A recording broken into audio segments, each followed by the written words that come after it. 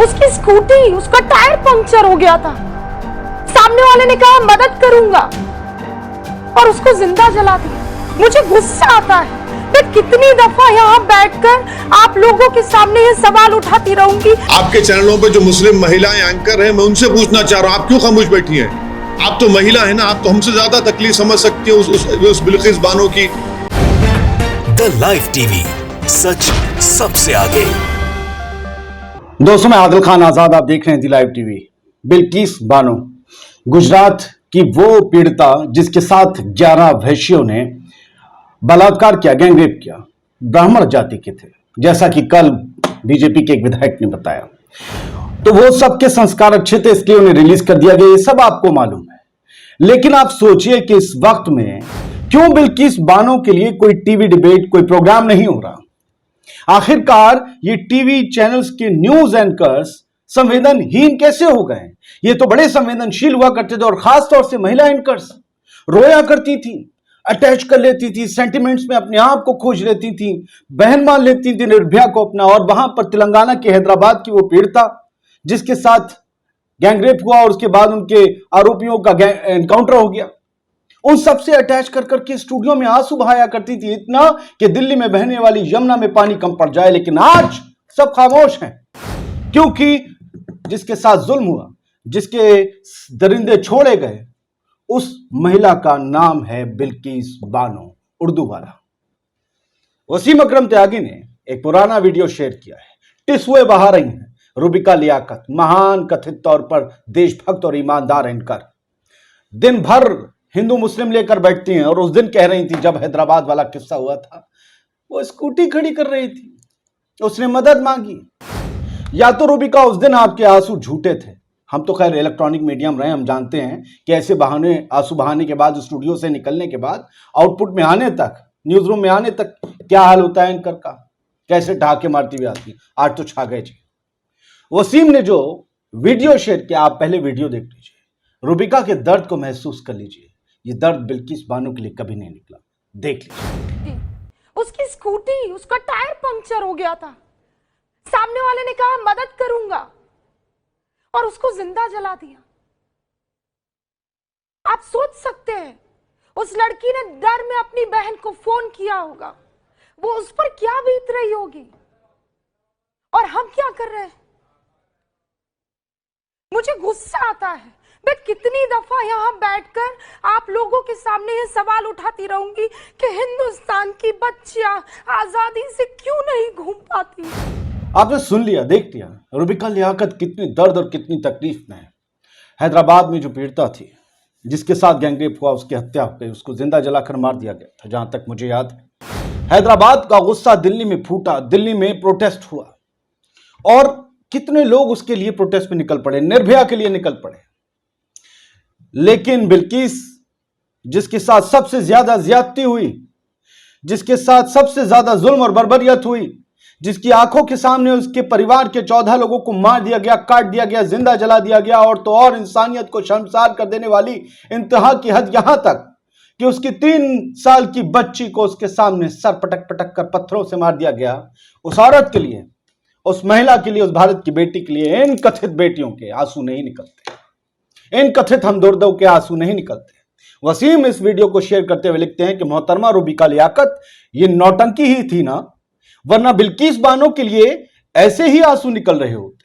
सही बात है, आपका अटैचमेंट होना चाहिए, आप तो एक मां भी हैं। शायद आपको यह नहीं समझ में आता कि एक लड़की मारी गई, वो तो ठीक है, उसका बलात्कार हो गया, वो ठीक है।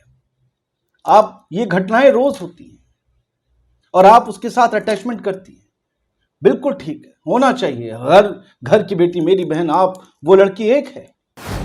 लेकिन इस ठीक के अलावा जो एक और ठीक चीज हुई, मैं गलत नहीं कह रहा हूं, मैं तो ठीक कह रहा हूं, क्योंकि अगर ठीक नहीं होती तो आजाद कैसे होते ये सब लोग, बिल्किस के गुनाहगार। और गलत है तो आपने आवाज क्यों नहीं उठाई? इसलिए मैं कह रहा हूं ये सब ठीक है। आप तसव्वुर नहीं कर पाए रूबिका, बिल्किस की 3 साल की बच्ची को उसके सामने कत्ल कर दिया गया, वो हैवानों के खिलाफ आप आवाज कब उठाएंगी? सत्ता के तलवे चाटते चाटते जबानी इतनी मोटी हो चुकी है कि उनसे हक की आवाज कभी बुलंद नहीं होती, या तो सिर्फ नौटंकी निकलती है या फिर भक्त राग अलापे जाते हैं। कभी सत्ता पे उंगली ना उठ जाए इसलिए कोई ऐसा सवाल, कोई जुमला, कोई लफ्ज नहीं निकलता। क्योंकि जो गुजरात की जेल से आजाद हुए हैं बिल्किस बानो के गुनाहगार, वो 11 दरिंदे, वो गैंग रेप करने वाले, वो कातिल 14 लोगों के, और न जाने कितनी औरतों का बलात्कार करके और कितने लोगों को कत्ल करके वो आए होंगे, सिर्फ बिल्किस के परिवार या उन पर जुल्म नहीं किया। उनका तो पता ही नहीं चला क्या पीछे उन्होंने जुल्म किए थे। उन गुनाहगारों की आजादी पर आप बोली नहीं कि इनको आजाद कैसे किया मोदी जी। बीजेपी की हुकूमत है गुजरात में, कैसे बीजेपी की हुकूमत हामी भर सकती है? उस कमेटी में भारतीय जनता पार्टी के 2 विधायक कैसे हामी भर सकते हैं कि हाँ इनका आचरण अच्छा है, बलात्कारियों का और नरसंहार करने वालों का आचरण अच्छा है कि उन्हें आजाद कर दिया जाए? आप देख लीजिए, जो वसीम ने वीडियो शेयर किया उस पर जो रिएक्शन आए वो देख लीजिए। लोग कह रहे हैं आर्टिफिशियल आंसू हैं, रूह बिका आंटी का। इसके अलावा जयकेश नाम के यूजर लिखते हैं कि 10 रुपए ओवर एक्टिंग के काटो इसके। बिल्कुल ओवर एक्ट था ये, और अगर ओवर एक्ट नहीं था तो बिल्किस पर अब तक कोई शो क्यों नहीं है? आप तो मास्टर स्ट्रोक खेलने लगी ना आजकल। और अंजना ओम कश्यप, सुधीर चौधरी, क्या था निर्भया कांड के वक्त? अंजना जी तो भैया बस में चली गई, 2 साल तक रिक्रिएशन होता रहा आज तक में कि निर्भया ऐसे चढ़ी ऐसे उतरी, यहां पर वो बैठी थी वहां दरिंदे थे। बिल्किस बानो का भी तो रिक्रिएशन करिए कि बिल्किस यहां थी, उसकी बच्ची यहां थी। ये हिंदुत्व की विचारधारा में डूबे हुए कट्टरपंथी आए, उसकी बच्ची को छीना, इस पत्थर पर मारा, उसके घर के 14 लोगों को ऐसे आग लगाई और 11 लोगों ने यहां पर रेप किया। ये रिक्रिएशन कब होगा? आज तक एबीपी न्यूज किसी ने नहीं, India TV, India news, no, not a single recreation. क्यों? उसका नाम बिल्किस है, उसका धर्म इस्लाम है, वो निर्भया नहीं है, वो टीआरपी नहीं है। और उसके साथ जुल्म कहां हुआ? मोदी जी की धरती पर, गुजरात में, उनके दौरे हुकूमत में, 2002 में गुजरात दंगों में जो प्लांट थे, जो मुसलमानों का एक पूरी तरीके से सोचा समझा नरसंहार था। एविएटर अमरनाथ कुमार लिखते हैं कि इस देश में मुस्लिम और दलित होना गुनाह है। संघियों की नजर में मुस्लिमों और दलितों की कोई कीमत नहीं। संघी एक एक कर सबको निशाना बना रहे हैं। जागो युवा जागो। यूट्यूब पर वीडियो देखें और शेयर करें, बताते हैं नीचे। इन्होंने लिंक दिया है, अगर आप चाहें तो इस वीडियो को देख सकते हैं, जो ये जगाने की कोशिश कर रहे हैं। खैर, इसके अलावा फैजान अहमद लिखते हैं कि ये सब पैसों के पुजारी हैं, रूबिका के बारे में और बाकी गोदी मीडिया एंकर्स के बारे में। अब आप देख लीजिए कि इसी सिलसिले में क्या इस दर्द या इस कमी को महसूस असदुद्दीन ओवैसी नहीं कर रहे थे कल, जब उन्होंने कहा था बिल्किस बानो केस में ख्वातीन एंकर यानी कि महिला एंकर खामोश क्यों हैं? वो लोग क्यों नहीं बोल रही हैं? चलो पुरुष नहीं बोल रहे हैं, नहीं मानते, लेकिन महिला एंकर क्यों खामोश हैं? बिल्किस बानो के मामले पर तमाम ख्वातीन एंकर यानी महिला एंकर को आवाज उठाने की जरूरत है। बिल्किस बानो केस इंसाफ का मसला है, इंसाफ का मसला है।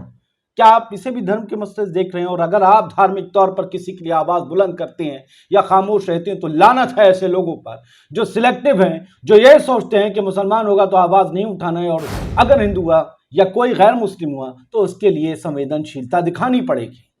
ये संवेदनशीलता नहीं है, ये जानवरपन है खुले तौर पर, जो सिलेक्टिव है। कोई इंसान नहीं, इंसान वो होता है जो हर किसी के दर्द और दुख तकलीफ को देखे, ना कि सिर्फ अपने लोगों को। क्या हो रहा है ओवैसी साहब को सुन लीजिए, कल ही कहा था, मैंने सुनाया था, फिर से सुन लीजिए। शुरुआत की 10-15 सेकंड की बात में ही वो सब कुछ कह देंगे कि मुस्लिम एंकर्स, ख्वातीन एंकर्स क्यों नहीं आवाज उठा रहे। सुनिए। आपके चैनलों पे जो मुस्लिम महिलाएं एंकर हैं, मैं उनसे पूछना चाह रहा हूं, आप क्यों खामोश बैठी हैं? आप तो महिला है ना, आप तो हमसे ज्यादा तकलीफ समझ सकती हैं उस बिल्किस बानो की।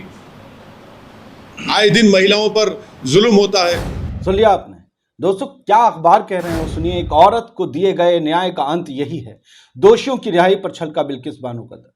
बिल्किस बानो कह रही कि एक औरत को दिए गए न्याय का अंत यही है जो मेरे साथ हुआ। और आपने शुरू में सुना कैसे गला फाड़ के, कैसे भरे हुए रूंधे गले से, कैसे आंसुओं के साथ रूबिका लियाकत कह रही थी। उसका कसूर क्या था?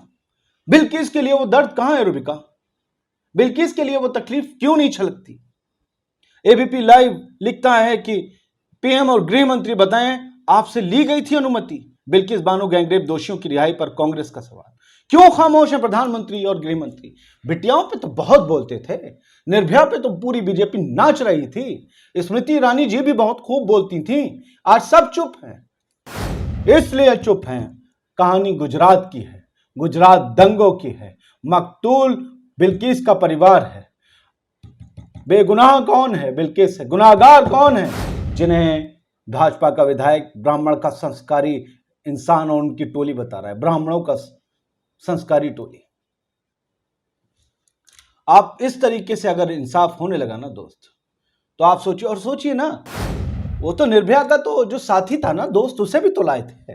ये सब मीडिया वाले लाए थे, उसको लाए थे और से पूछ रहे थे कैसे, कहां क्या हुआ। आप बिल्किस के पति को क्यों नहीं लाते? लाइए ना स्टूडियो, अगर दम गूदा है आप लोगों के अंदर, गुर्दे क्यों छिल गए? लाइए बिल्किस के पति को, बताएंगे कि हिंदुत्ववादी इन लोगों ने, कट्टरपंथियों ने किस तरीके से धर्म के नाम पर उसके परिवार के 14 लोगों को मारा, उसकी बच्ची को पटक के मार दिया और बिल्किस के साथ इन 11 हैवानों ने मिलकर गैंगरेप किया। किस तरीके से आदर सत्कार हो रहा है इन लोगों का, इन हैवानों का। सोचिए वो समाज कितना सड़ा गला होगा, कितने सड़े गले लोग होंगे। विश्व हिंदू परिषद उनका आदर सत्कार कर रहा है। और एक हेडलाइन देख लीजिए, सुधीर चौधरी आजकल तो आज तक पहुंच गया है।